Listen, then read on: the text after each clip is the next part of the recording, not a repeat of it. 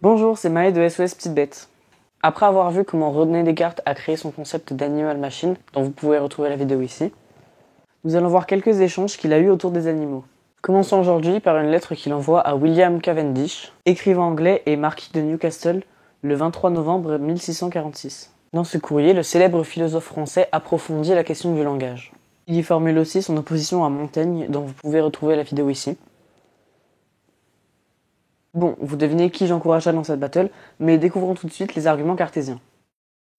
Lettre au marquis de Newcastle. Pour ce qui est de l'entendement ou de la pensée que Montaigne et quelques autres attribuent aux bêtes, je ne puis être de leur avis.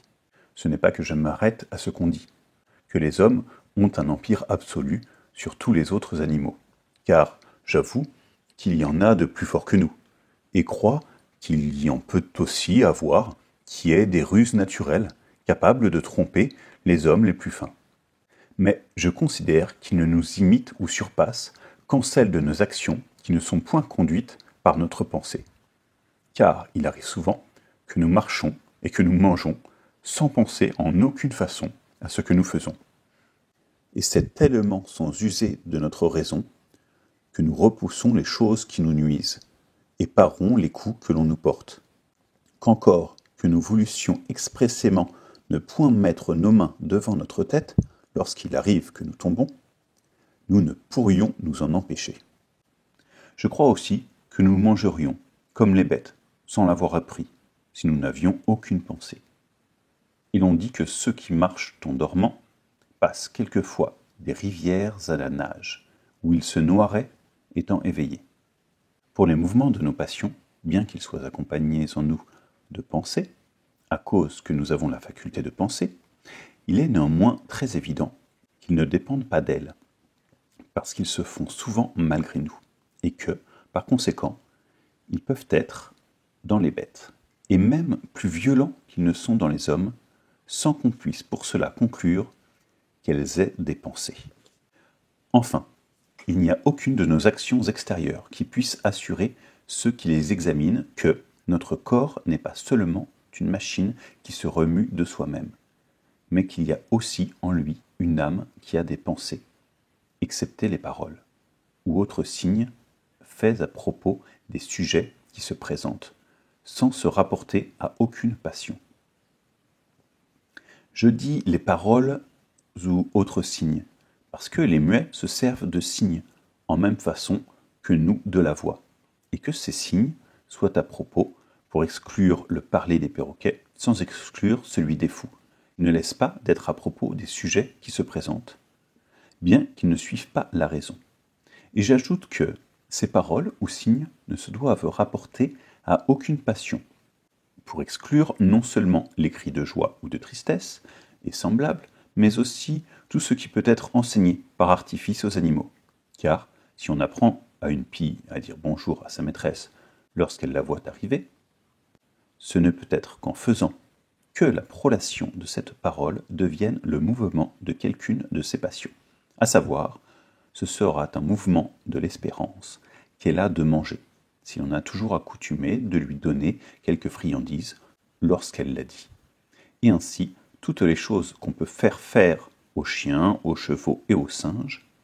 ne sont que des mouvements de leur crainte, de leur espérance ou de leur joie, en sorte qu'ils les peuvent faire sans aucune pensée.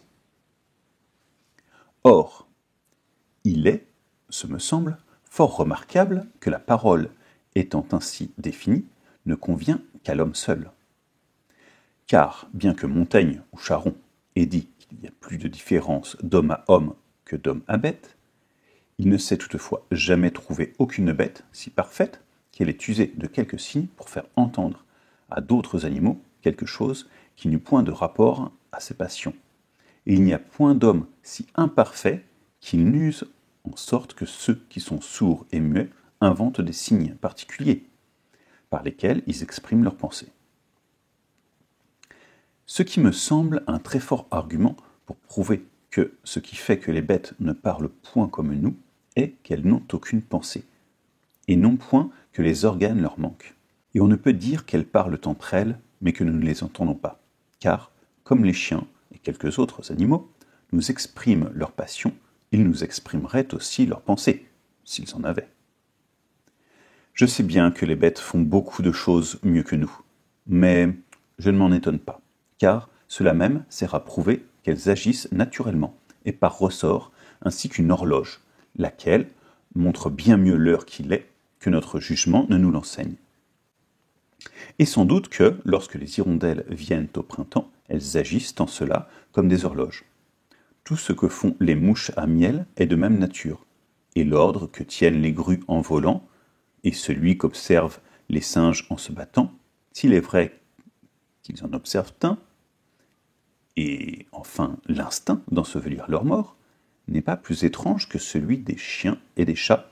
qui grattent la terre pour ensevelir leurs excréments, bien qu'ils ne les ensevelissent presque jamais, ce qui montre qu'ils ne le font pas par instinct, et sans y penser. On peut seulement dire que, bien que les bêtes ne fassent aucune action qui assure qu'elles pensent, toutefois, à cause que les organes de leur corps ne sont pas fort différents des nôtres, on peut conjecturer qu'il y a quelques pensées jointes à ces organes, ainsi que nous expérimentons en nous, bien que la leur soit beaucoup moins parfaite. À quoi je n'ai rien à répondre, sinon que, si elles pensaient ainsi que nous, elles auraient une âme immortelle aussi bien que nous, ce qui n'est pas vraisemblable, à cause qu'il n'y a point de raison pour le croire de quelques animaux sans le croire de tous, et qu'il y en a plusieurs trop imparfaits pour pouvoir croire cela d'eux, comme sont les huîtres, les éponges, etc. Mais je crains de vous importuner par ces discours, et tout le désir que j'ai de vous témoigner que je suis, Monseigneur, de votre Altesse, le très humble et très obéissant serviteur. Descartes.